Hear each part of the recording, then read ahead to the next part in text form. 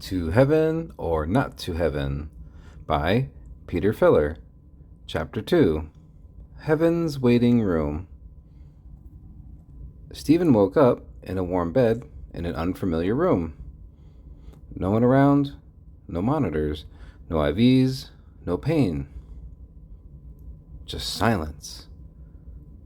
Then, a woman, appearing to be Nurse Mary, entered and asked, "How was your journey?" Surprised, Stephen asked, "My journey?"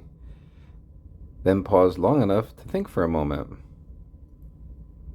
Mary continued, "Yes, your journey, through the portal, here, to Heaven's waiting room." Stephen stared off, recalling the recent events from his memory. Then he answered, "Good." Then Stephen began to laugh hysterically. "Really good. I can't believe this. You're telling me I died at Good Samaritan Hospital in Phoenix, and now I'm here with you? The mother of Jesus in Heaven's waiting room?" Then he began laughing out loud.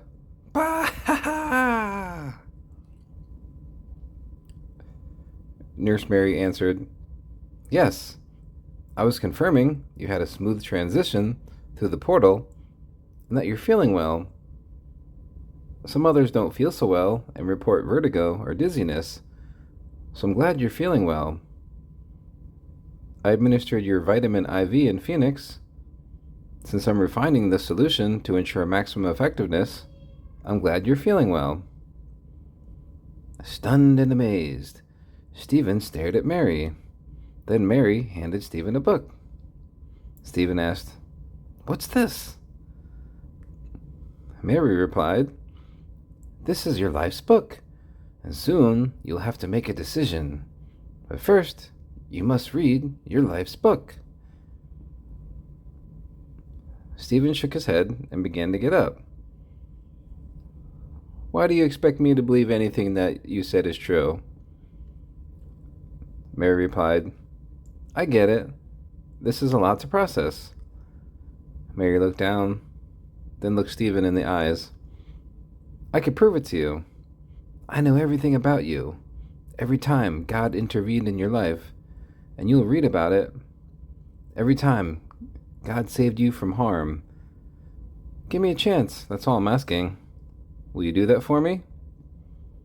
Suspicious, Stephen replied, "And if I don't?" Mary paused for a moment, breathed a deep sigh, and said, "If you walk out of that door right now, you'll be sent back to Phoenix, where you will spend eternity in purgatory, or worse, possibly in hell." Stephen shook his head and instantly said, "Well, that's not going to happen. You've convinced me. I will stay and read my book." "Good," Mary replied, then continued, "After each chapter, ring this bell." Mary handed Stephen a ceramic bell with her image on it. "I will arrive to listen to your comments and answer any questions you may have at that time." Stephen sat down on the couch. "All right, I'm ready. See you later." As Mary walked out, Stephen looked at the title, "The Book of Stephen Twilly." Stephen laughed, put his feet up on the couch, then closed his eyes for a quick nap. A moment later, another woman, who looked similar to Mary, opened the door and walked in. She was wearing a light blue robe and white sandals, but unlike Mary, she wasn't wearing a veil. Instead, she had a beautiful long light brown hair flowing down to her waist. She was carrying a tray with a teapot, tea bags, 2 cups, and some cookies. "Hi, Stephen.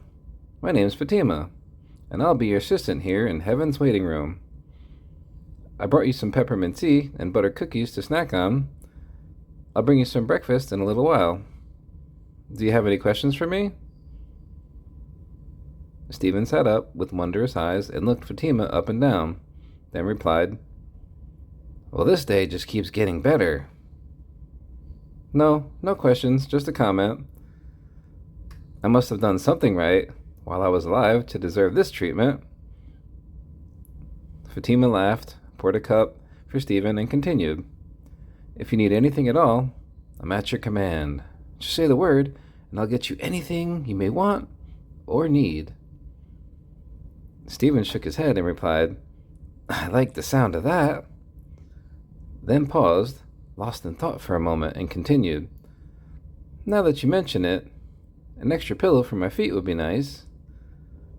Fatima smiled, walked to the closet, and retrieved a small pillow just right to prop up Stephen's feet.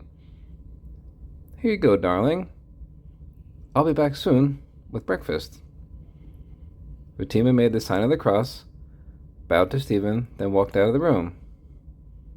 Stephen watched Fatima walk out, let out a sigh of relief, and said to himself, Not too shabby.